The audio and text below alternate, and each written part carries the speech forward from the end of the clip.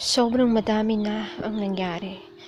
Ilang buwan na rin ang nakalipas ngunit hindi pa rin nakaka-move on ang kuya niyang si David. Nanatili itong walang gana sa buhay simula nang tuluyang nawala si Rian sa kanya.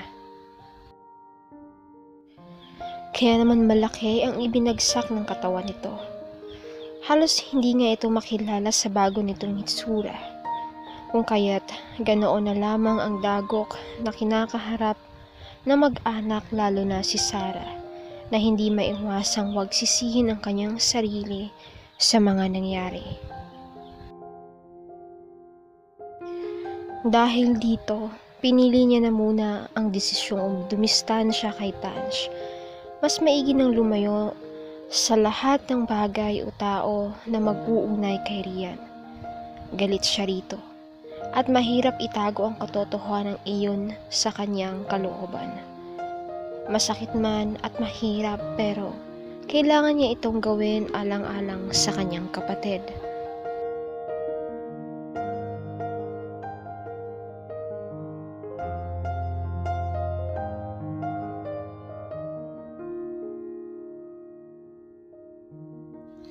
Minsan isang araw, hindi niya inaasahang sasadyain siya ni Tansh sa isang site kung kaya't ganoon na lamang kanyang pagkabigla nang makita ito.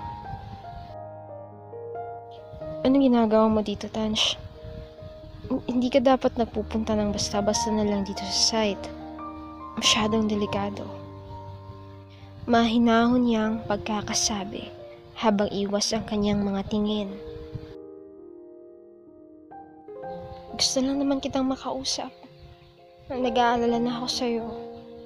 Hindi ko alam kung okay ka lang ba o kung ano nangyari sa'yo. Okay lang ako, Tansh.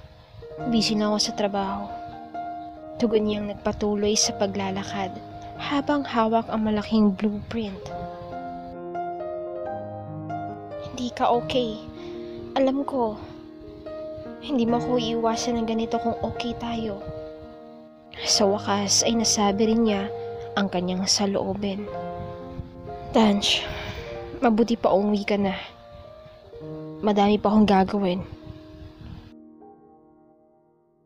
Sarah, hindi ko alam kung bakit ka nagkakaganyan. Kung anong kasalanan ko sa'yo.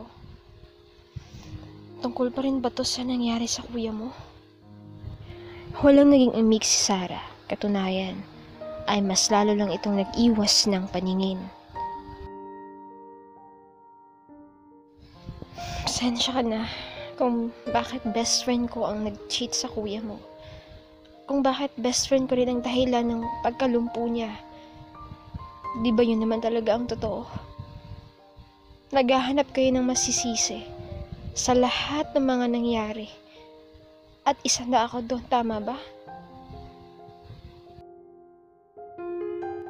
Nagpakawala lamang si Sarah ng isang malalim na buntong hininga. Akala ko pa naman kaibigan ang turing mo sa akin. Hindi naman pala. Ang babaw mo, Sarah.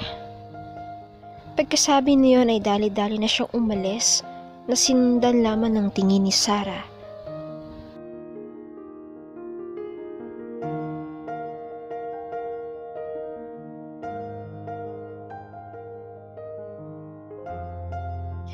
Masyadong malungkot ang buong araw na iyon para kay Tansh. Gustuhin niya man itong intindihin ngunit hindi niya magawa dahil sa kababawan nito. Naisip niya kung ayaw sa kanya ni Sarah. Kailanman ay hindi niya ipagsisiksikan ang sarili niya sa taong ayaw naman sa kanya. Ate, okay ka lang? Nag-aalalang saad ng kanyang kapatid na si Cindy. Okay lang ako. Ikaw, kamusta ka naman? Kamusta kayo ni Beth? Bag-iiba nito ng usapan habang pilit tinatago ang tunay na nararamdaman. Hindi lingid sa kaalaman ni Tansh ang namamagitan sa kanilang dalawa ni Beth. Hindi siya tutol sa pag-iibigan ng dalawa. Malawak niya itong inintindi at sinuportahan alang-alang sa kaligayahan ng kanyang kapatid. Okay naman ate, masaya. Tsaka ang babait ng pamilya ni Beth. Kaya wala naman kaming gaanong problema. Maliban lang sa isang bagay. Oh, ano naman yun? Akala ko ba okay kayo? Okay naman talaga kami ate. Kaya lang yung babaeng nililigawan niya bago naging kami, nagpakamatay. Ano? Diyos ko. Oo ate. Kaya nga sobra kami nakokonsensya. Lalo na si Beth. Iniisip niya nga nakasalanan niya ang lahat. Nasaktan kasi talaga ito noong nalaman ni Nicole na kami na ni Beth. Kaya yun. Wala lang isang linggo na balitaan na lang namin patay na siya. Nakakalungkot naman ang nangyari sa Nicole na yan. Pero hindi tama na sisihin ni Beth ang kanyang sarili. Desisyon yun ni Nicole. At wala siyang kontrol doon. Yun nga din ang sabi ko sa kanya ate. Pero wala eh. Pinapatay pa rin siya ng kanyang konsensya. Nag-aalala na ako sa kanya ate. Halos hindi ko na siya makausap ng maayos dahil lagi na lang siyang walang imik. Hayaan mo. Susubukan kong kausapin siya. Huwag kang mag-alala. Maayos din ang lahat. Salamat ate. Sa kabila ng sama ng loob kay Sarah, hindi pa rin makuha ni Tansh ang ipagsawalang bahala ito. Kung kaya't sa tulong ng katauhan ni Tali, ay kinamusta niya ito. Akala niya ay hindi rin siya nito re-replyan, kung kaya't gano'n na lang ang tuwa niya nang tumunog ang kanyang cellphone. Walang pag-alinlangan niya itong sinagot. Hello? Kamusta? Buti napatawag ka. Akala ko tuluyan ka ng kinain ng alien. Narinig niyang napatawa ito ng bahagya. Ikaw, kamusta ka na? It's been a long time bago ko narinig ulit ang boses mo. Alam ko, akala ko hindi ka na magpaparamdam. Nung huli niya kasing text, ay hindi siya nag-reply. Ito ang mga panahong inis na inis siya rito. Sorry na. Oo. Busy lang ako. Alam mo naman, negosyante. Ikaw ba? Ikaw naman ang kamusta? Hindi mo pa sinasagot ang tanong ko.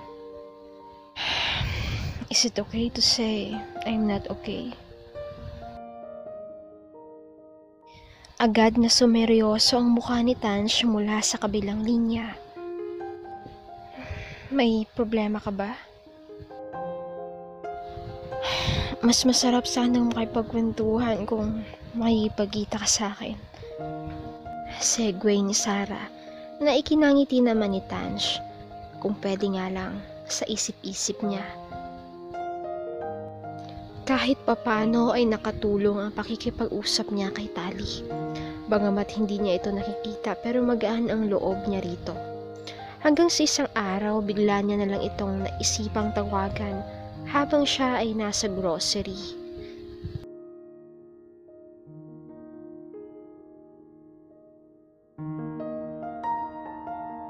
Hey, nasan ka? O bakit? Napatawag ka yata? Wala. Naalala ko lang kasi yung paborito mong canned goods. Yung sinabi mo sa akin. Kapag ito hindi masarap, pababayaran ko talaga sa'yo to. Ay, grabe siya. Magugustuhan mo yan, sure ako. Nasa groceries nga din ako ngayon eh. Wala na kasi makakain sa bahay. Ah, talaga? Saan ka? Ani Sarah habang pabalik sa dinaanan niya. Nandito nga sa supermarket, namimili. Ikaw ba? Nasan ka? Nagsalubong bigla ang mga kilay ni Sarah nang makita kung sino ang babaeng may hawak ng dilata habang may kausap sa cellphone. Uy, hello? Nandyan ka pa ba? Oo, nandito ako. Sa likod mo. Ewan ko sa'yo. Pagsasawalang bahala ni Tansh. Ngunit gano'n na lang ang paglaki ng kanyang dalawang mata nang mahagip ng kanyang paningin si Sarah.